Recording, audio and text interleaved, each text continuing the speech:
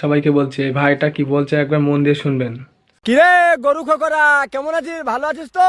দেখ কি বলতে চাইছিস, আমাদের লাল ঝান্ডা লোক দেখেন যে নাস্তিক, ওদের কোনো ধর্ম নাই। আরে আমাদের কোনো ধর্ম নাই, কিন্তু আমাদের কর্ম খারাপ নাই।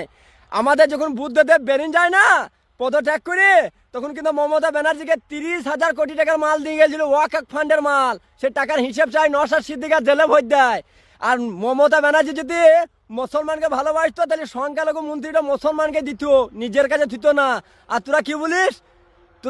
আমাদের ধরে যখন মারতিস যে সিপিএম সরকার কি দিয়েছে আমাদের, আবে সিপিএম সরকার কাউকে কোনো জিনিস দেয়নি, কিন্তু সিপিএম সরকার ওয়াকার ফান্ডের মাল নিজে তৈরি করে থুয়েছে কিনা আমাদের পার্টিতে আজ পর্যন্ত কেউ বুঝতে পারে যে চুরি করে খেয়েছে। এবার শোন, সিএ এনআরসি বুঝলে হবে না, ওটাও হবে।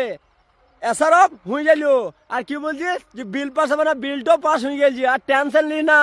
তোর ওই বাপ দাদার হার করে যেটা কবরে আছে, দেখবি কোনো শপিং মল হবে, বাই করে ক্যারি প্যাকেট করে ঘর থাকা। কেমন আছিস? ভালো লাগছে? গরু খোকরা, এ গরু খোকরা।